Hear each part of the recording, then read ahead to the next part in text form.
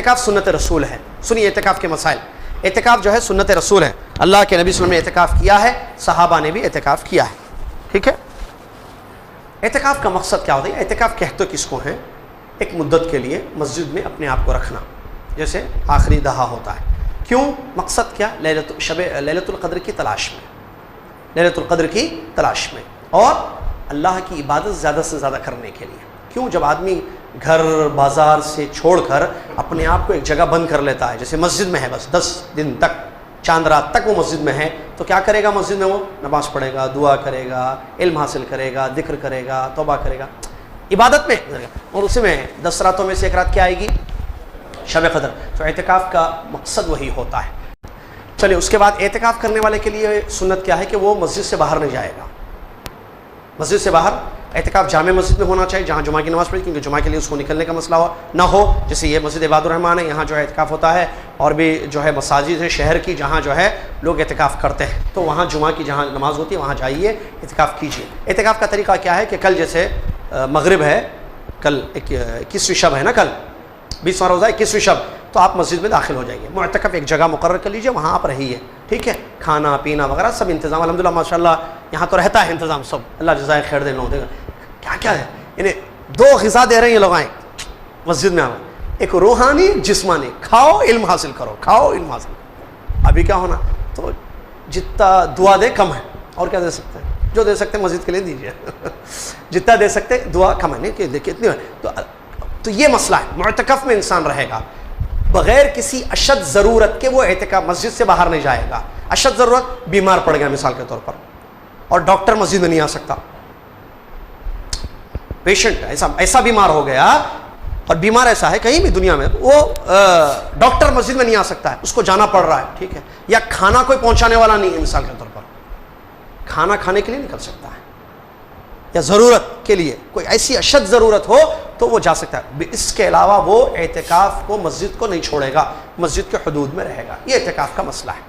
ٹھیک ہے. اب مسجد میں, اچھا مسجد میں رہے گا, اس کو احتلام ہو گیا, کوئی مسئلہ نہیں, وہ سوتا ہے مسجد میں, احتلام ہو گیا, مسجد کی پاکی صفائی کا خیال رکھے گا, غسل کرے گا, پھر آئے گا, اپنے کپڑوں کو جو انتظام وہ کرے گا انشاءاللہ, لیکن مسجد کی پاکی صفائی کا خیال رکھے. اعتکاف کہاں کیا جائے گا؟ دوسرا سوال. مرد مسجد میں کریں گے, عورتیں اپنے گھروں میں نہیں کریں گے. عورت اپنے گھروں میں نہیں کریں گی, عورت بھی مسجد میں کرے گی. کیا مطلب؟ مطلب یہ ہے, بعض عورتیں, تعجب ہوتا ہے, اب چھوڑ دینا, یہ ختم, اب اس سال سے, لاسٹ ایئر سنا تھا میں, اس سال ختم, نیکسٹ ایئر نہیں سننا انشاءاللہ. کوئی بھی نہیں ہے شہر میں عورت کری بول کے بولنا, ایسا خوشی ہوں گی انشاءاللہ.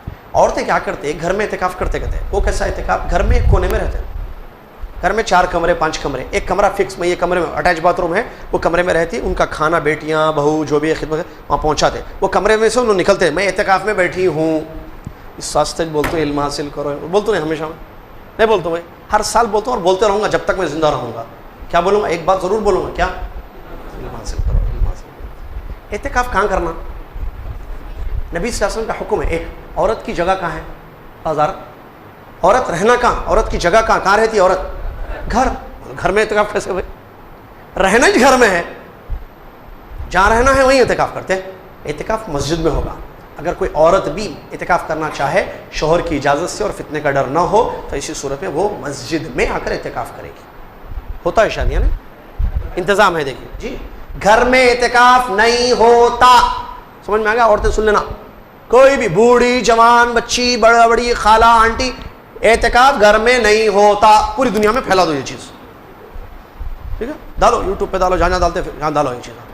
اعتکاف گھر میں نہیں کرنا, سمجھو, عام اردو میں بول رہا ہوں. نو اعتکاف in the home, only in the mosque. ٹھیک ہے.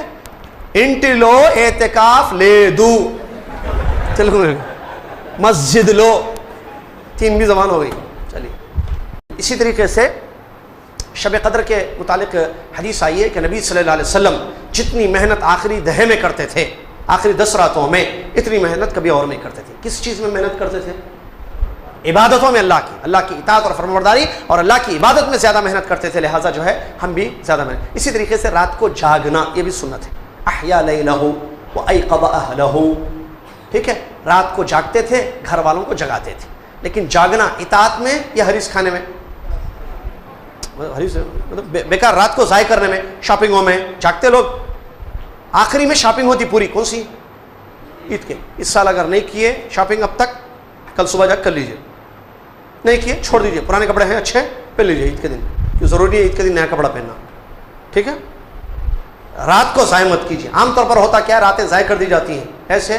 ایک تو ٹھیک ہے چلیے تقریر ہو رہی ہے، دین کی کچھ باتیں بتائی جا رہی، کوئی حرج نہیں، تاکہ لوگوں میں جذبہ. اس کے بعد شروع اور بھائی کیا حال ہے بھائی خیریت، شروع رات میں باتیں ہو رہی ہیں، گھومنا پھرنا ہو رہا ہے، کھانا پینا ہو رہا ہے. اور بعض تو حد ہے، اعتکاف میں بیٹھ کر بھی جو ہے دنیا دنیا دنیا دنیا دنیا. یہ کیسا اعتکاف ہے بھائی؟ اعتکاف میں کیوں بیٹھے؟ پبلک کو بتانے کے لیے کہ میں ہمارا بچہ اعتکاف میں ہے بھائی، ہماری بچی اعتکاف میں بیٹھے. نہیں، شب قدر کو تلاش کرنے میں مسجد میں بیٹھ کر دنیا کی باتیں، غیبتیں، چغل خوریاں نہیں. قرآن پڑھیے، دعا کیجیے، علم حاصل کیجیے.